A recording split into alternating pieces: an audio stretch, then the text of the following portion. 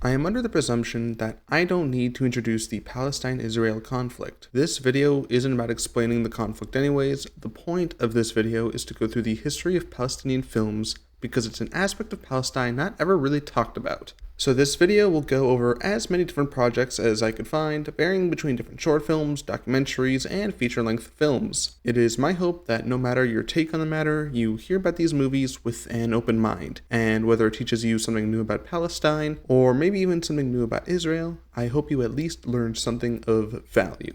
To start, there is the 1995's Tale of the Three Jewels by Michel Clefley, a film which is notable for being the first feature film to be completely shot within the Gaza Strip, which is something that sort of adds to the tragedy of the film, as the main character, a 12-year-old boy named Yusuf, tries to escape Gaza to leave for South America throughout most of the film. The film's main theme is about escapism, not just in the literal sense either. After all, it's shown in the first scene of the movie that Yusuf isn't even allowed to finish his dreams, as he keeps being woken up during them. In this case, it's because he had to bring food to his brother. When people bring up the occupation, he either changes the topic or just avoids it entirely. This trait increases tenfold when Yusuf meets a Romani girl named Ida, and the two quickly get a little crush on one another. Yusuf wants to just drop everything and only focus on this crush, but unfortunately that nearly gets him shot by the IDF on two separate occasions. At the end of the film, Yusuf does learn to better embrace his life in Gaza with the help of his family and friends. The acting in this range from okay to decent. Many of the one-off characters feel like they might not have acted much before, if at all, but their direction is good enough to where it's never problematic. The main cast all does great. Yusuf's actor, Mohammed Nahal,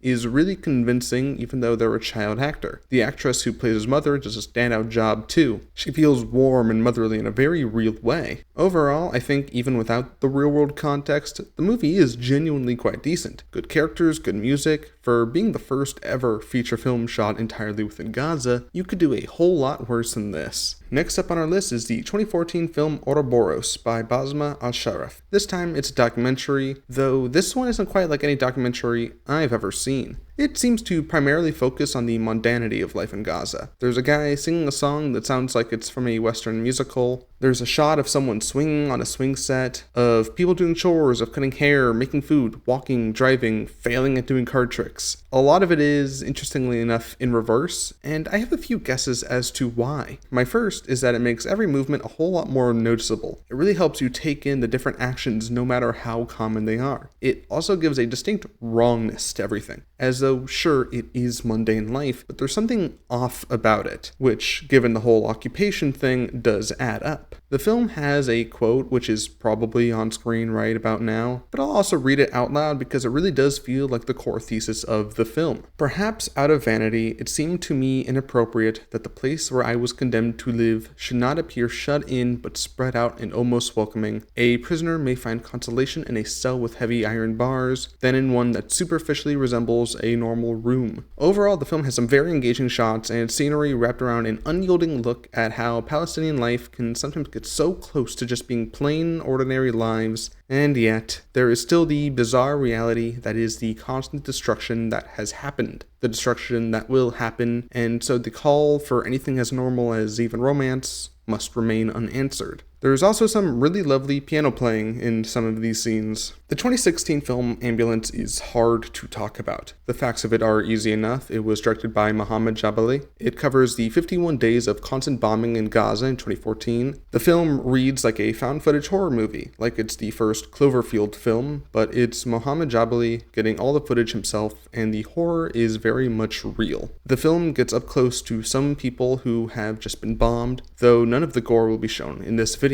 As far as I can tell, there's no corpses on the screen, at least no corpses without a cover, but some of the wounds don't leave much room for hope. The action's taken by not only Mohammed Jabali, but every worker on the ambulance he would regularly ride with is truly commendable. One of the ambulance's workers gets a big cut in the back of his head from debris because a bomb was dropped so close near him, and it takes him active convincing to stop trying to help the other people around him. This is an extremely impressive documentary, and it shows journalistic ability of the highest degree, not only due to the footage captured, but the earnest voiceover and stellar editing, culminating in one of the most earnest and most tragic films anyone can hope to watch. After that, there's To My Father, a 2008 documentary that focuses on the history of photography in Palestine. Nearly the first 20 minutes is just spent talking about the art and history of photography in Palestine. It feels like Abdel Salam Shahada absolutely could have made the rest of the movie just gushing about photography with the intricate and loving way he discusses it during the first half of the documentary. Unfortunately, it appears the occupation has sullied even the history of photography in Palestine. What was once the photos of recently married couples has become videos of children on their way home from school being shot by occupationists. The slow burn to the discussions of the occupation really shines on how much better Palestine could have been without being turned into an apartheid state. Overall, I think it's a fantastic documentary, one that any fan of documentaries about art should watch. The way it talks about photography is fascinating, and the way it shows Palestine is harrowing while still doing its best to offer words of hope at the end of it all. Condom Lead is a 2013 film by Tarzan and Arab Nasser. It's a short film that focuses on the apathy created by the occupation, specifically on a couple getting distanced sexually because of the bombs and gunfire. It's a pretty short film, only 11 minutes, but it conveys the overwhelming sense of dreariness, both in the film's visuals, with how literally dark everything is, and the silence of the two main characters who never talk is just palpable, with the only noise in the whole short being the off-screen violence and a baby crying. It may be short, but it is still very effective, and it's a short that very much understands how to convey so much with film technique alone. Of all the films on the list so far, if I had to pick one singular film for the purposes of teaching, it would be 1985's Gaza Ghetto, Portrait of a Palestinian Family. The film is from a third party's perspective, directed by Pia Holmquist,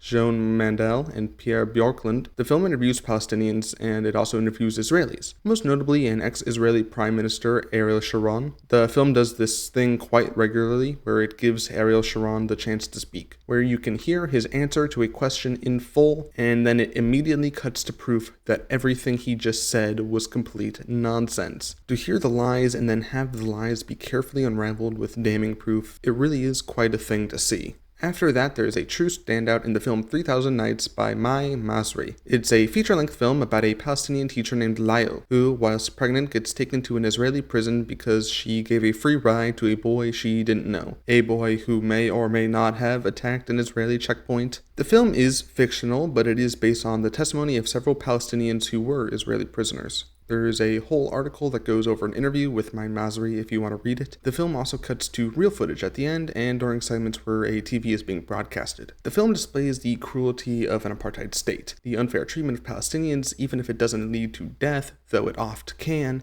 The constant torment and cruelty by an apartheid system is on full display in every frame of the film. Still, the resilience of the main group of Palestinian prisoners is on full display throughout the film, and in spite of the cruelty of the Israeli prison guards, inspiration in the main cast can still be found. It's such a good movie, from Maya learning how to adapt to being a prisoner and a mother to her friendship with an Israeli prisoner. There's so many great emotional beats throughout the film. It is also an incredibly well-acted film. Maisa El-Hadi portrays Lyle absolutely flawlessly. The cinematography is especially on point, with this being an incredibly well-shot film, with the entire film culminating in an ending very much worth the watch. It is an absolutely fabulous film, and with it being just one of the few fiction films to talk about life inside Israeli prisons, it does the topic an absolute justice. And I would like to give thanks to a member of a friend's Discord server named Butterscotch for helping me find this one. After that is the 1973 documentary Revolution Until Victory, aka We Are the Palestinian People. This is one of the most well-rounded looks at the entire history of Zionism and Palestine. There's some very good information within this documentary that goes completely unmentioned in most talks about Zionism. One thing that really stood out to me is the fact that Zionists helped the Nazis during World War II, which is something I did fact check, by the way. The Zionists very much did help the Nazis. Zionists being compared to Nazis is nothing new, and for good reason, but to hear about how Zionists were, even back during World War II, was so revolting. But back to the documentary, it is filled to the brim with very good information, and is absolutely another great example of a film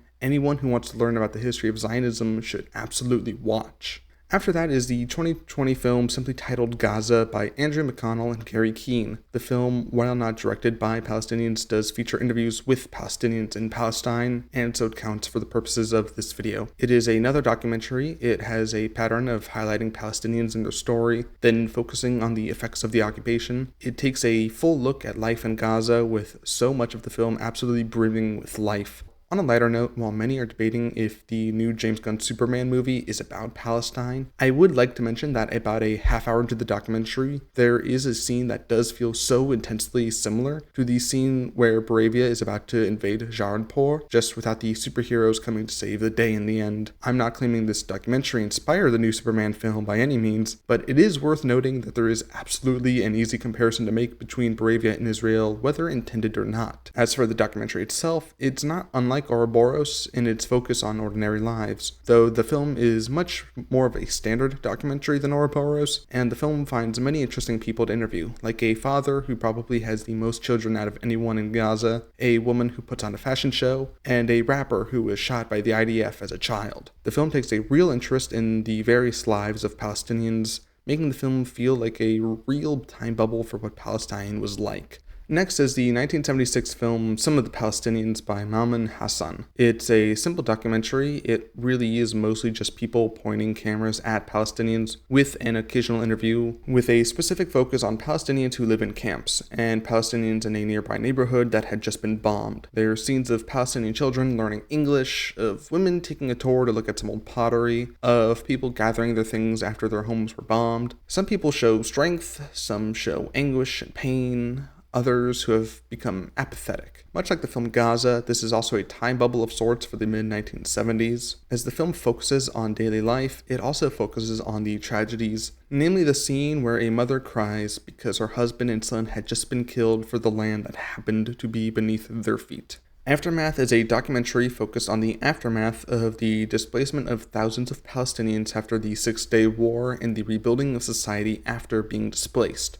Thousands of Palestinians were put in the middle of a scorching desert to die, and yet through their community and through their tenacity, they were able to start building and turned a desert into a place with hospitals, schools, and homes. The steady progress in rebuilding from beginning to end is something not often captured in documentaries, and especially not about something as untalked about as the Six-Day War. It is an absolutely fantastic documentary by Samir Hussein. Then there's the 1971 film Blown by the Wind, which is another short documentary, this time by Jacques Madveau. It covers the same period of time as Aftermath, making the two work really well as an unofficial duology. Where this differs though from Aftermath is it focuses primarily on telling the story of the displacement through the artwork of a group of children. It adds another layer of heartbreak that already comes with learning the basic facts of the matter from Aftermath. Palestinians being refugees is already fairly common knowledge, but to see it from the eyes of a child is such a smart yet tragic way of capturing the horror of the situation in a way stating facts alone can't fully achieve, as the film shows drawing after drawing of children who have seen too much. One more jump is next up.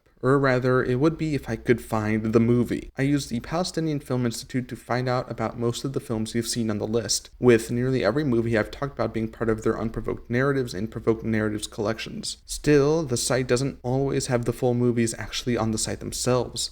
So, for a lot of the films on this list, I had to do a little bit of digging, though I do have links to each of the films in their entirety down below, if you're interested in any of the movies I've talked about. Still, I do apologize for not getting my hands on One More Jump. It apparently centers around a Gazan parkour team, which sounds absolutely amazing. Unfortunately, that's not the only film I couldn't find. I also couldn't find films like Gaza Calling, Simone Road, and Sharafata. For Gaza Calling, I even wound up messaging the actual Palestinian Museum in Connecticut, which I took a scroll through their website. Seems like a really cool place. Their website is also within the description of this video. A part of me wishes the video could have had more non-documentary feature-length films, but in a way that's part of the horror. Of course, most Palestinian films would be documentaries. It is so important people really understand what's happening over there that history gets documented, which is why it sucks seeing these films reduced to either complete obscurity or random hard-to-find websites. But an entire country's discography shouldn't only have a handful of films that are easy to find. It simply isn't right. It's not just the older films as well. The film called Gaza: Doctors Under Attack released in early July of this year.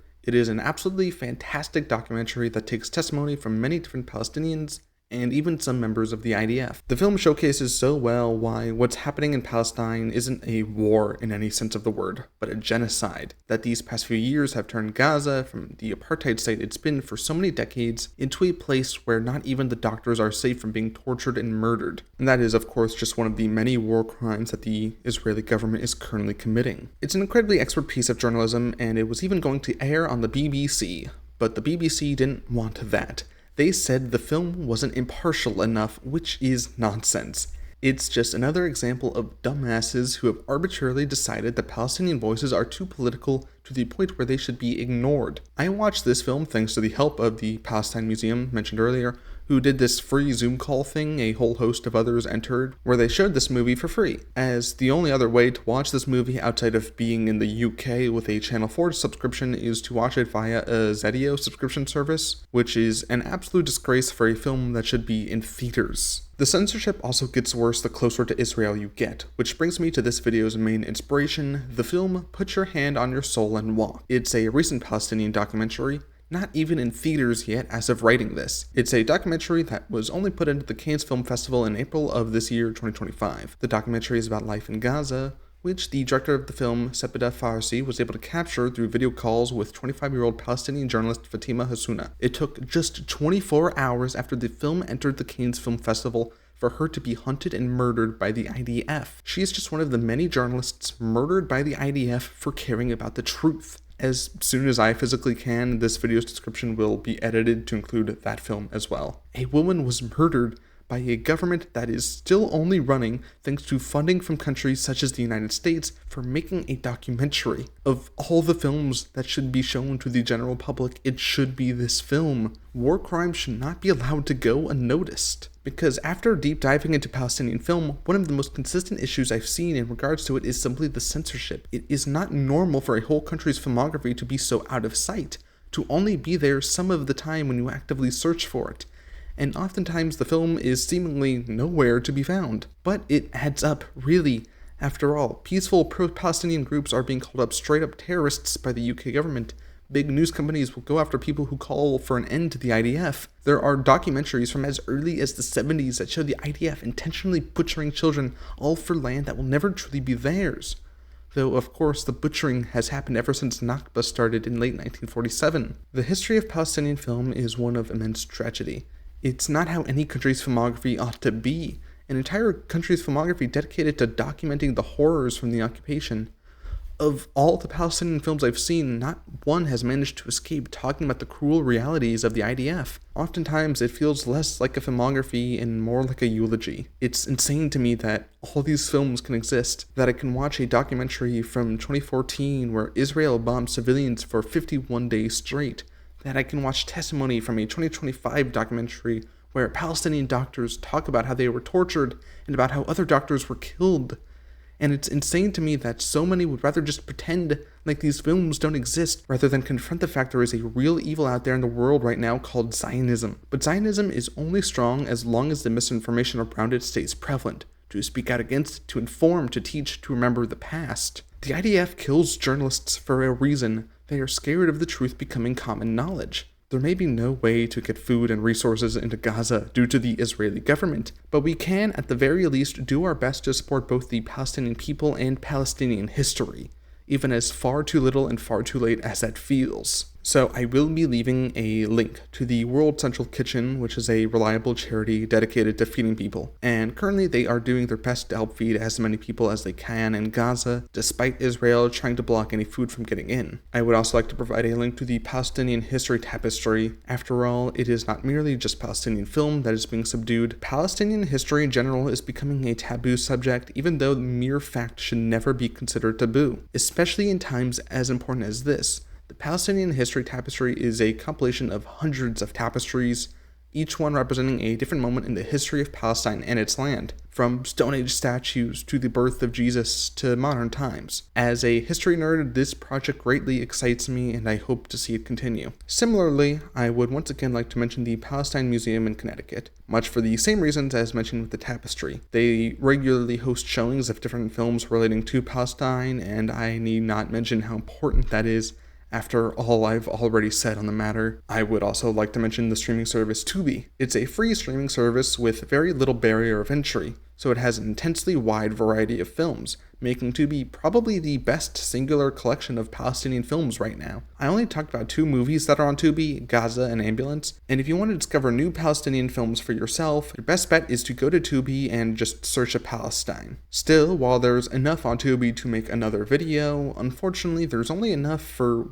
one other video on this subject. To cap things off, as much as this video talks about Palestine when it was an apartheid state, things have progressed to being a genocide. This is not an appropriate reaction to what happened on October 7th, especially when so much of the attack happened is on Israel. Not only did they know about the attack beforehand, if you don't want to be attacked by an indigenous people, maybe don't forcibly remove them from their homes, maybe don't bomb them regularly. Every single death caused by this conflict that Israel started is on Israel's hands. Zionism's mere existence is a moral failing of the highest caliber. There is no religious backing for Zionism, and there is certainly no moral one. But Israel in its current form is unsustainable. It doesn't matter how much money from places like the United States gets sent to its stupid dome.